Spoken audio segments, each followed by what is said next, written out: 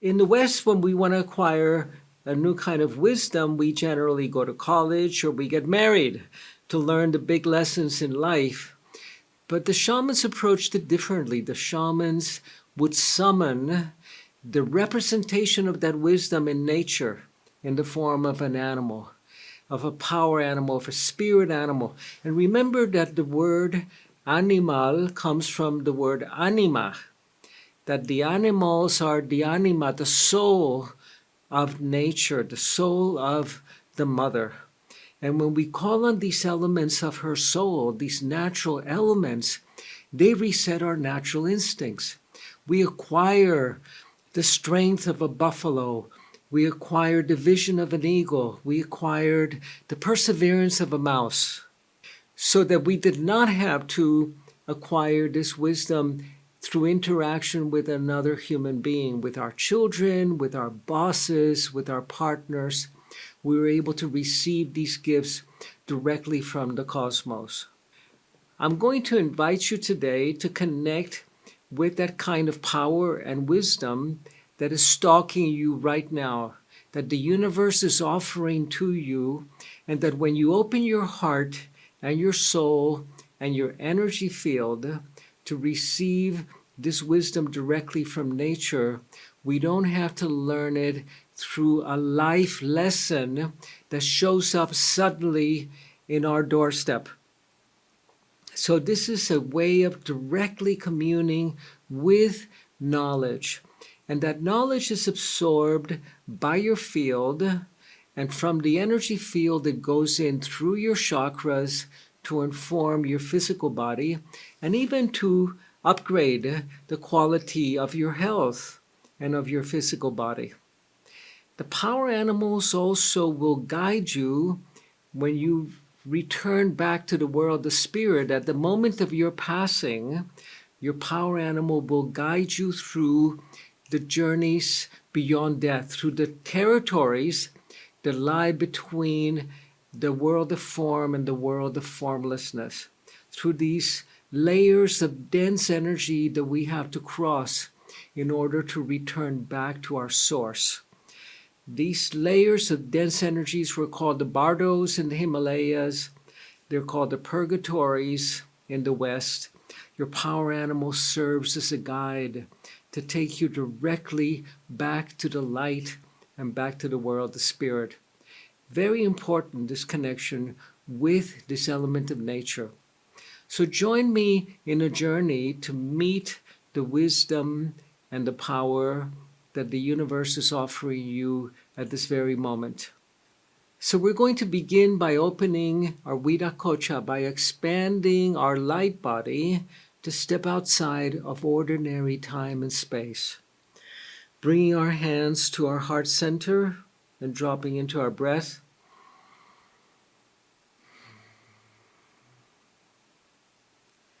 And another.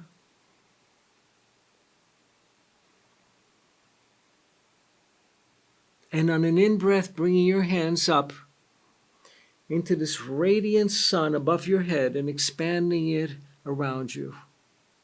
Enveloping yourself in your field and who you were before you were born and who you will be after you die.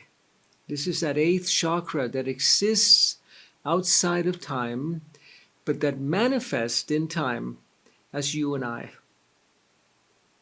And in this bubble of light, this radiant sun that is you now,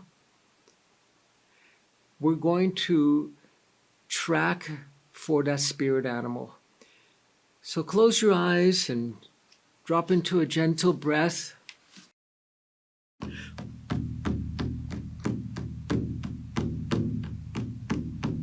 Inhaling softly, exhaling, inhaling again. And we're going to journey deep into the realm of souls. This is not the surface wisdom that the universe is offering you, but the very deep, deep wisdom. The deepest wisdom in your heart and your soul. that life is offering you right now, that perhaps you may not even feel that you're ready for, because these power animals almost always offer us more than we think we can handle. But then we grow into it. We rise to the occasion. So I'd like you to imagine yourself in a meadow, beautiful green meadow, walking barefoot, feeling the soft grass beneath your feet. And at a distance you see a tree. It's the world tree. Great, great tree. And you walk closer to it. And it's the tree of life, the tree of wisdom. Branches reaching high into the heavens. Great white trunk inviting you to step into it. And you can feel the hum of the roots as they reach down into the earth. And you accept the invitation. You step inside the trunk in your luminous form. And you stand there for a moment, feeling the rivers of sunlight flowing down toward the roots through you. And the streams of water coming up from the roots to the upper branches, laden with minerals, mineral-rich life force, while the rivers of sunlight flow down. And you follow these rivers of sunlight down into the roots, deep into the earth, past the rich, moist earth, and the giant boulders, following that great taproot that goes deep into the belly of the mother. And at the very tip of that taproot, it emerges into an underground river, an underground stream, and you lie in it, and you allow the stream to wash away any energies you may not bring with you into the realms of the soul.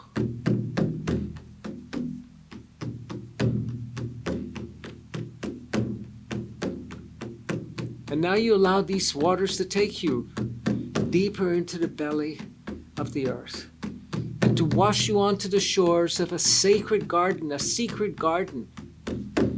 This is your garden. Look about you. Stand up. There is a light.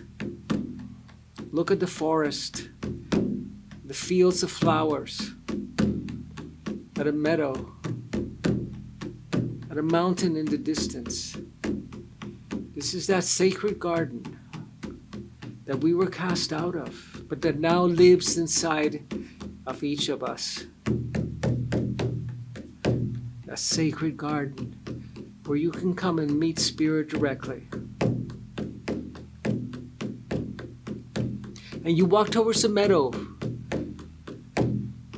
Towards the center of the meadow, there's a great boulder. And as you draw near, you sense that there's an invitation for you to sit on that stone and to summon your power animal. That power and wisdom that is being offered to you by the cosmos. And you sit in that stone and you open your light body once again, hands to your heart, finding your breath, and on an in-breath, bringing your hands up into that radiant sun above your head and expanding it around you,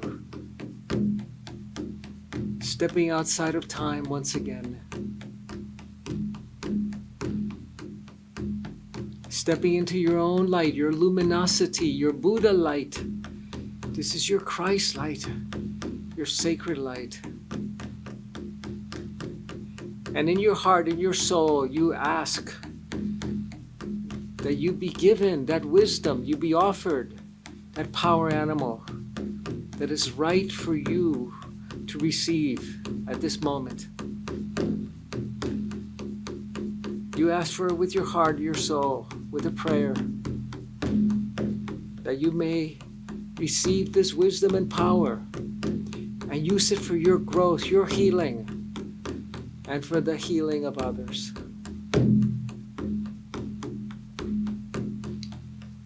And your senses, your luminous senses are all awake. And you sense how there's a presence approaching from behind. But do not turn. And you feel it drawing closer. And you know that it's your spirit animal that has come to you. And you feel it stopping right behind you. You feel the hair in the back of your neck standing up and alert. And now slowly and gently, you turn around and gaze into the eyes of your power animal. Gaze into the eyes of your power animal. And ask your power animal, who are you? What are your gifts? What is your medicine? What wisdom do you bring to me? What power are you offering me? What part of me has to die for you to live within me? What beliefs and habits and stories do I need to let go of for you to enter me and live within me? What is your medicine?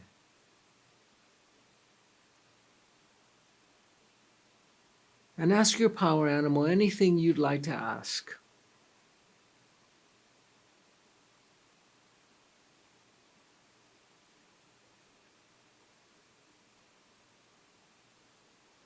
Gaze into his eyes, and if it feels right, invite your power animal to come into you through your heart center and reach out with your hands and receive your power animal. Reach out with your hands and bring your power animal into you. Feel its spirit merging with yours, its wisdom and its power becoming yours. Take it into you. Feathers, claws, beak, fur, wings. Taking the spirit of the sacred animal into you and feel it inhabiting every cell in your body, filling the spaces in between each cell with its power, its beauty, its elegance, its speed.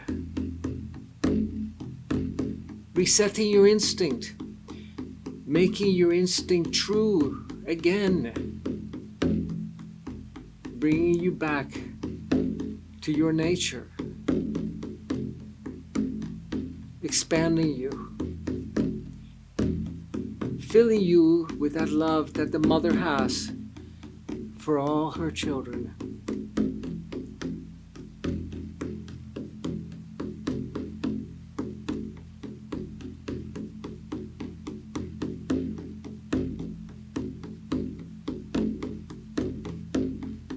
And place your hands over your heart center.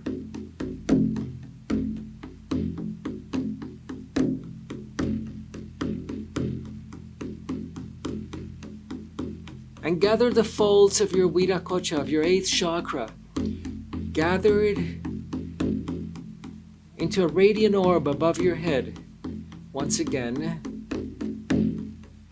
And bring it into your physical body, healing your body. Collecting all of that power and wisdom of your spirit animal and taking it into you.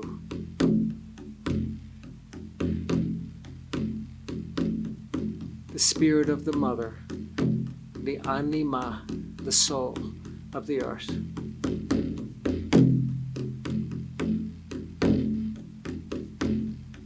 And now begin to make your way back to the place where you entered.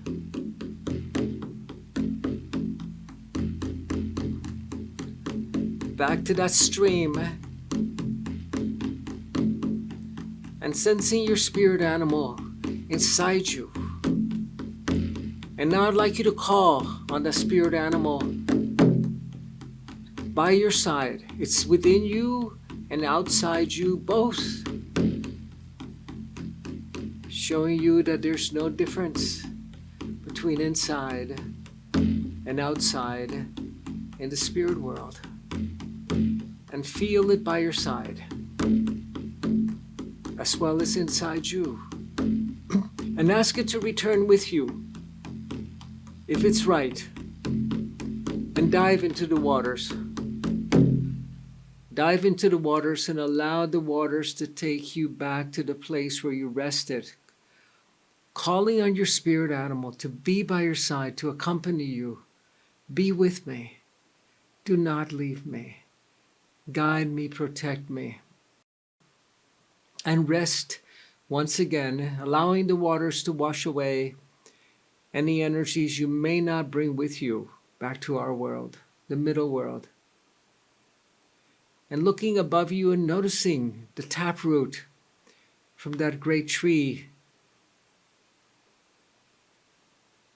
And stepping back into that taproot, calling on your spirit animal to accompany you. And allowing the taproot to carry you up with the rivers of fluid of water, to carry you up from the depths of the earth with your power animal, higher and higher, past the great boulders and the rich, moist earth, back into the trunk in our world, feeling your animal by your side, and step out of the great world tree, of the tree of wisdom. And step out, calling on your power animal to accompany you. And now turn back to the tree and bow to it. Thank you, great being. Thank you. And begin to make your way back across the meadow, calling on your spirit animal to be by your side. Back across the meadow, feeling the cool, moist grass beneath your feet, sensing your power animal by your side. Making your way back into your room, into your body, into this moment. And sensing your power animal by your side. Sensing its beauty, its grace, its power, and how it will look after you and care for you and protect you and guide you through this life and beyond this life into infinity.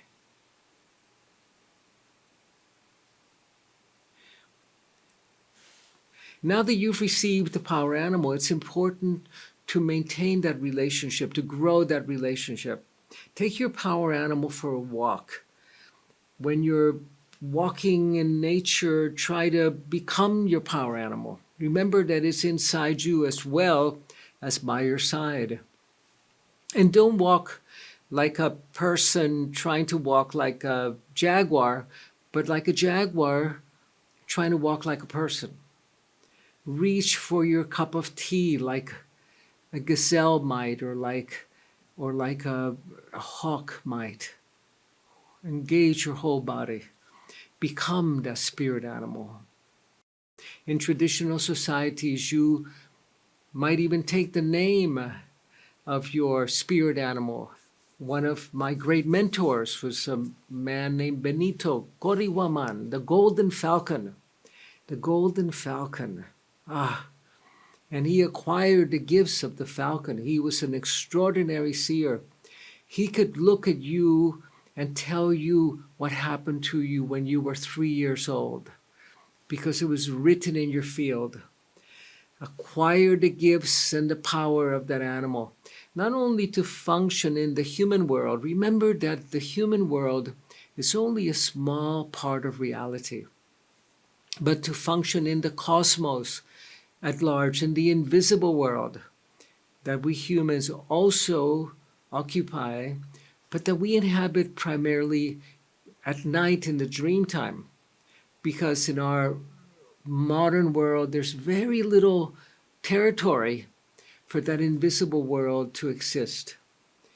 So invite your power animal to guide you in this journey between the worlds, so that when your final crossing between your particle state and your field state happens, your power animal will be by your side, will guide you back to the light without any detours, expediently, in one single breath. These are some of the tools of the master shaman. These are the master's tools, actually. And the great purpose is to not only heal ourselves and bring a little bit of healing and beauty to those around us and to the world, but to dream the world into being, to co-create with spirit. In our story of creation, we learn that on the seventh day, creation was complete, and all that was left was the naming of the plants and the animals. In the story of creation of the shamans, the Great Spirit says, you know, I created the butterflies and the whales and the sparrows. Aren't they beautiful? And now you finish it. Creation is not complete. Our task is to complete creation, is to co-create with spirit. So while in the West, our religions are focused primarily on the Creator, on God, the Creator God, the shamanic practices are not focused on the Creator. They're focused on creation and creating, co-creating with spirit, because we're not separate from. And creation, because we are the stewards and the caretakers of creation. We are the Earthkeepers. These are the tools of the great architect, the tools of spirit that have been polished and honed and worked with carefully for millennia by the sages, by men and women of wisdom. These are the tools that we use to dream the world into being. Not to twist the world at our will, to make it a little bit more comfortable for ourselves or for our loved ones, but to be in service to creation, to create beauty. And this is the shaman's task, to complete creation, to dream the world into being, the entire world, not just your immediate world. And as you dream the entire world into being, your world also is dreamt into beauty and into health and into longevity and into peace. The more that you use these great tools to be in service to all of creation, the more that creation comes into service to you and for your loved ones. But it must be in that order. And there's a story among the shamans that before we were born, that we were all gathered together in a great green field. And a very big angel came out and said to us, you know, this is going to be a very challenging time for the planet. There's going to be war, there's going to be famine, there are going to be epidemics, there's going to be climate crisis. We need healers, we need shamans. Who wants to come? Who's ready to come to the world to bring beauty and healing? And we all volunteered. We all signed up to be part of the solution. We didn't want to miss out on this extraordinary event that we're living through, on this quantum leap into becoming a new human that all of the ancient prophecies speak about, that quantum leap that will happen within our generation. Because quantum leaps happen within generations, not the way ordinary, gradual biology works, which is in between generations. Quantum leaps happen within generations so that you and I can become the ones that we've been waiting for. The time is now. This is the time of the great awakening, of the great leap that we're taking together to become that new human that I call Homo luminous. Not only knowing man, Homo sapiens, but knowing luminous humans. Thank you very much for joining me, and dream your world with beauty, with peace, with courage for yourself, for your little ones, the children, for the elders that may be near their time of crossing over. We know how to help them cross over consciously. We know the ascension process. Shamans have been masters at knowing the ways between the worlds. And today we have the opportunity to embody these tools, to use them with wisdom, and to co-create with beauty in this extraordinary world that we live in.